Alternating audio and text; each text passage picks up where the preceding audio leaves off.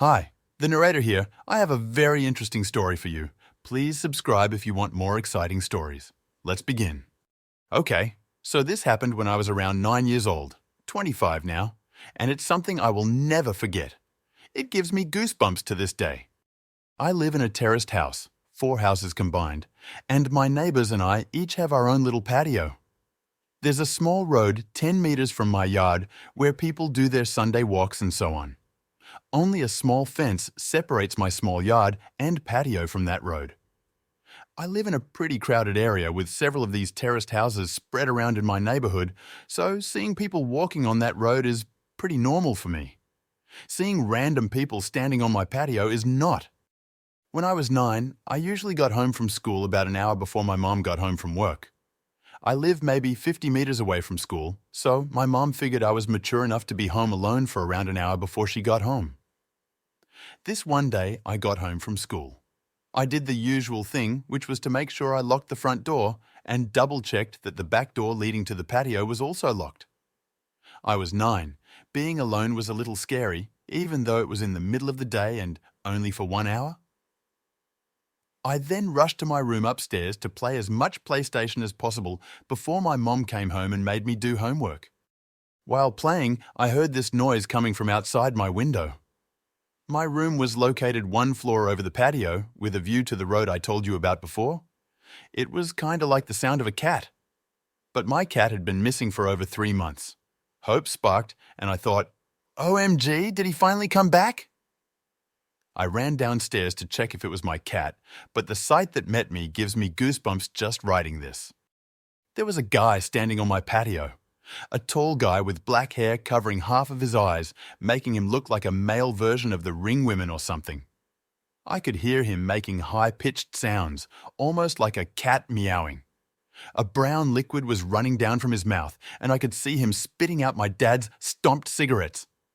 He was actually eating from the ashtray.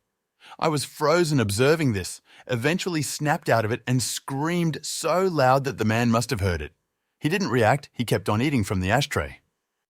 I ran upstairs to my room, locked the door, and called my mom, who then called the cops. I've never been more terrified in my life. Laying in bed under my sheets, shivering with fear as I hear these creepy, high-pitched noises from the guy eating cigarette stomps from the ashtray on my patio. I kind of blacked out for a moment because the next thing I remember is the police arriving on the road by my yard. I hear them talking to the guy saying stuff like, "What are you doing?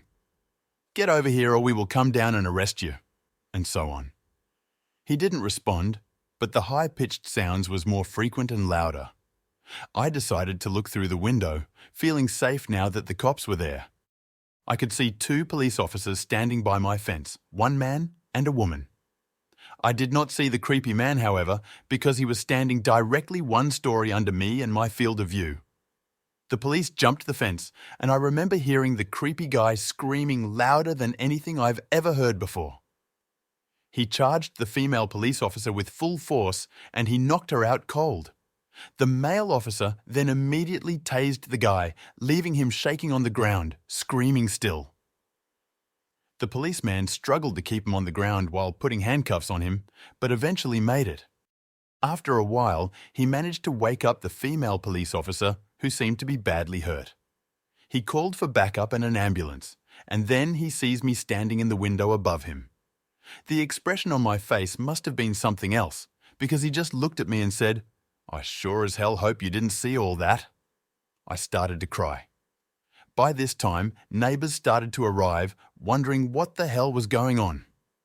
One of my neighbors, an elderly woman, made me come down and she took care of me until my mom came back home. The police took the creepy guy with them in the car and left.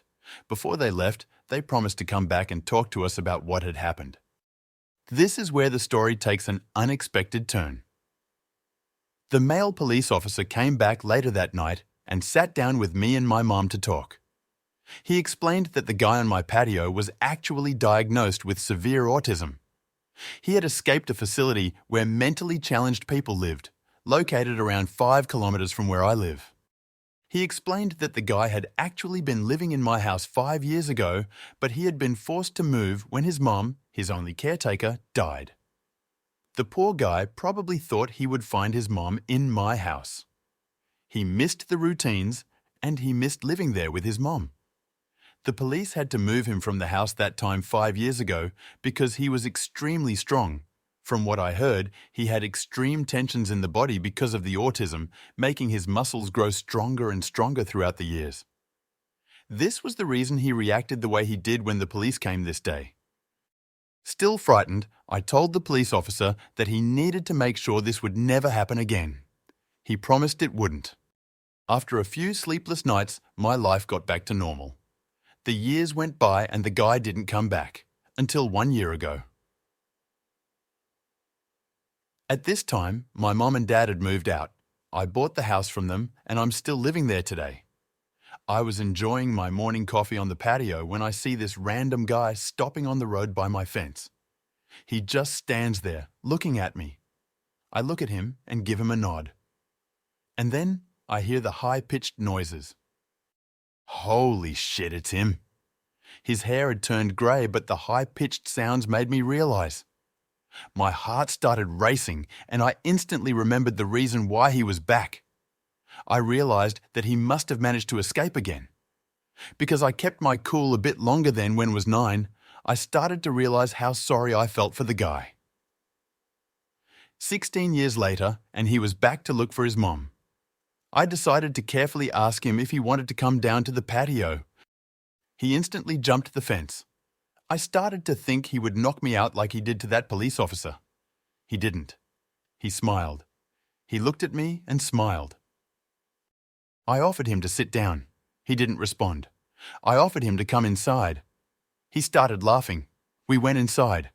His face lit up, pure joy. He was home. It reminded him of the life he had with his mom. It almost made me tear up. All of a sudden, he sat down in my couch, turned on my TV, and switched directly to the cartoons. I observed him for a while. He was just completely focused on the cartoons. I just wanted him to enjoy the moment, so I didn't say anything to him. I realized I had to call the facility to let them know. The caretakers arrived 10 minutes later. After a lot of convincing, he got back up, crying, and they went back to the facility. I called the facility 2 days later. We made a deal. His name is Tom, and I now consider Tom my friend. Every Sunday from the day he returned, Tom and his caretakers visit me to watch cartoons. They say it's the highlight of his week. It makes my heart warm. Now, for several years, my thoughts were, let's not meet Guy on my patio eating from the ashtray. Now my thoughts are, let's meet every Sunday to watch cartoons, my friend Tom. And there you have it, from unexpected twists to heart-pounding moments. But all good things must come to an end, and we hope you've enjoyed riding along with us. Don't forget to like, subscribe, and hit that notification bell so you never miss our next adventure. Until then, stay curious and keep exploring.